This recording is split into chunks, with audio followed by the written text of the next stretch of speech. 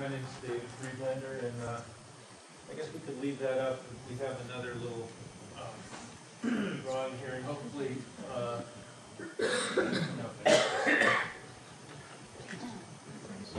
somewhere. Yeah, okay. I'm from the North Campus Neighborhood Association, and my intention here is just to sort of flesh out the plan that we've had shared with, and we appreciate planners coming here and giving us some more details and explaining what their intentions are. That's really helpful. But what we were aware of was, what we were starting with really was this plan. This plan has a lot of bright colors and a lot of soft shapes, and in order to get a better idea of what that actually meant in numbers, we sort of extrapolated that from that plan. So our understanding at that time, and now it's changed slightly, was that there's a whole new network of roads that's shown in yellow there. And I'm just going to give you some numbers on the area that this major development really is going to encompass.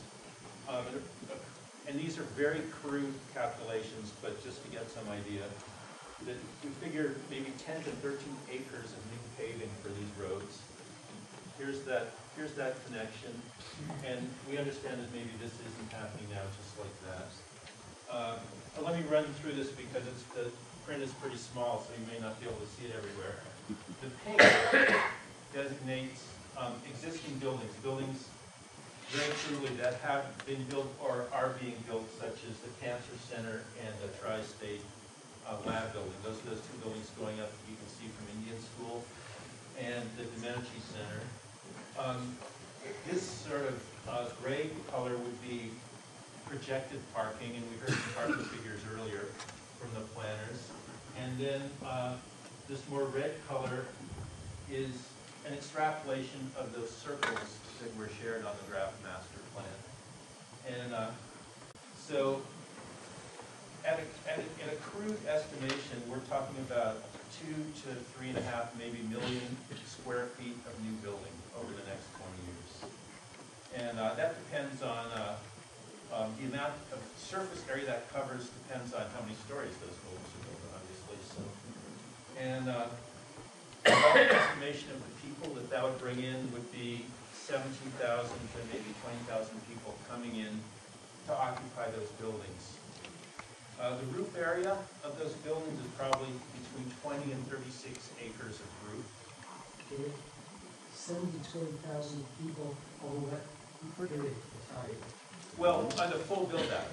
These numbers are projected from the... Per day, per week? Well, I don't really know. I mean, we're saying, I'm taking like a really crude, I'm taking occupancy average per square foot of building. So obviously some, yes, per day, but you know, as you know, medical facilities have shifts, so maybe that number's higher because some buildings go around the clock.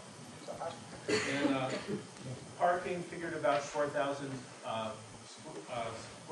parking spaces, which turns out to be maybe 26 acres of park.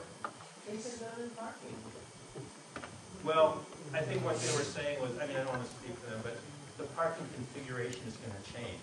They say they have about 4,000 spaces, a little more, and it's going to be somewhere in, am I correct? Or? There's no vertical. But some simple math will let you know that that means that 4 people are coming in every car to that area. Parking spaces to occupancies. Now, there is some benefit into not providing, you know, huge fields of parking. I mean, obviously everybody wants to limit the parking, but that needs to be accounted for. So I mean, the hardscape that we're talking about is that's maybe 60 acres. 60 acres of hard surface that's going into that area. And what's the implications? I mean, what's the implications of that scale of development? The things that you know, there are things that are going to affect the city and the environment in this area. I mean, one thing that we have to consider is the heat island effect. When you have that density of development, you're creating a heat island. You're changing the local climate. How about the water use? I understand that the water use is going to come from the reservoir, but we need to understand that better. Air quality, bringing that many more cars and buildings. Buildings also change the air quality. They produce exhaust emissions. What's the effect on the environment of the air quality based on this level of development? And traffic. I mean, traffic's a big concern because it's a tangible thing that people really have strong feelings about. But not only are the connections and the neighborhoods important, but the city infrastructure. The city has to support these changes. These changes have an effect on the city's roads. We're bringing more cars in. There's more wear. There's more road maintenance. City public transit is affected. They'll have to change the public transit system. That'll have these things will have a cost implication to the city. The sewer service, the city provides the sewer service for all UNM development, if I understand that correctly, and so those changes will also affect the city's ability. The city will have to respond to these changes in some way. So there's a lot of ways that this level of development, affects not only the neighborhoods but the city government and the taxpayers also. So what are some ideas that can be used to sort of help moderate some of this? There's adaptive reuse. That's taking existing buildings, retrofitting them, upgrading them for reuse, so you're not building every time you have a new need, building a new building. And making the best use of the functional adjacencies. And I'll just give you one example is that right now, Can you turn the light on down here? Turn the light on. did it help?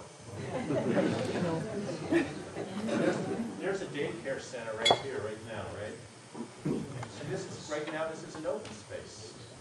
So there's obviously a functional adjacency here that children from the daycare center could have some outdoor learning activities here in this open.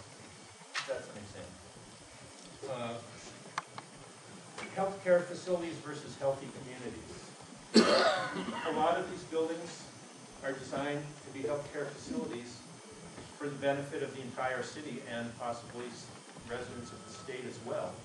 But also, open space promotes healthy living and healthy activities, so there's a balance there that needs to be struck.